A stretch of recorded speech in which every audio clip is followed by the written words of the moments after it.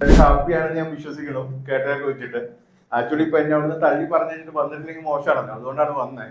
Actually ഞാൻ എന്താ പറയുന്നത്, ഞാൻ എന്റെ ബേസ്മെന്റ് പറയാം. ഞാൻ ബിസിനസ് ചെയ്തുകൊണ്ടിരിക്കുന്ന ആളാണ്. എന്നെ സംബന്ധിച്ചിടത്തോളം എനിക്ക് മനസ്സിലായ രണ്ട് കാര്യമാണ്. ഏറ്റവും ചീപ്പസ്റ്റ് പ്രൈസിന് നമുക്ക് ഈ സാധനം കുക്ക് ചെയ്യാനും ഏറ്റവും ചീപ്പ് പ്രൈസിന് ഇത് വിൽക്കാനും പറ്റുന്നുള്ള കാര്യമാണ് എനിക്ക് മനസ്സിലായിട്ടുള്ള കാര്യം, ഏറ്റവും സിമ്പിൾ ആയിട്ട് പറയുകയാണെങ്കിൽ.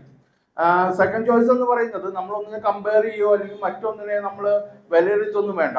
ഈ രീതിയിൽ അല്ലെങ്കിൽ ഇപ്പൊ നേരത്തെ പറഞ്ഞ പോലെ 80% ആളുകൾ എന്ന് പറഞ്ഞ കമ്മ്യൂണിറ്റിയിലേക്ക് ഇതിനെ എത്രത്തോളം നിങ്ങൾക്ക് ഡെവലപ്പ് ചെയ്തെടുക്കാമെന്ന് മാത്രം ചിന്തിച്ചാൽ മതി. എനിക്ക് മനസ്സിലായ കാര്യമാണ് പറഞ്ഞത്. അടുത്തത് സാർ നേരത്തെ പറഞ്ഞ കാര്യം എന്ത്, സ്വന്തമായിട്ട് ഒരു വിമാനം വാങ്ങിയിട്ട് വേണം പുള്ളിക്ക് വിദേശത്ത് പോകാൻ. ശരിയാണ്, എക്സാക്ട്ലി ശരിയാണ്. എന്താണെന്ന് വെച്ച് കഴിഞ്ഞാൽ ഈ ബ്രാൻഡ് ഇവരാണ് ക്രിയേറ്റ് ചെയ്യുന്നതെങ്കിൽ നാളെ ഒരു 14 ഡിസ്ട്രിക്റ്റിൽ ഒരു ചെയിൻ റെസ്റ്റോറൻറ്റിന്റെ മോഡൽ റൺ ചെയ്യുകയാണെങ്കിൽ പ്രൈവറ്റ് ഫണ്ടിങ് എന്ത് ചെയ്യും, ഈ കമ്പനിയിലേക്ക് ഓട്ടോമാറ്റിക്കലി വരും. അദ്ദേഹം ഉറപ്പായിട്ട് എന്ത് ചെയ്യും, ഒരു ഫ്ലൈറ്റ് അദ്ദേഹം മേടിക്കും. 100% ബിസിനസ് ആണ്. ഇതിനകത്ത് എന്തില്ല, സെന്റിമെന്റലി മറ്റുള്ള കാര്യങ്ങളൊന്നുമില്ല.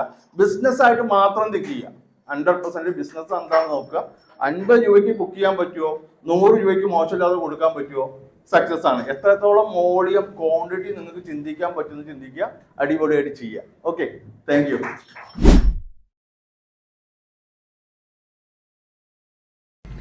നിനക്ക് പോകാൻ പറ്റേ, സബ്സ്ക്രൈബ് ചെയ്ത് ബെൽ ബട്ടൺ അടിക്കണം. അപ്പൊ അടുത്ത വീഡിയോ കാണാം.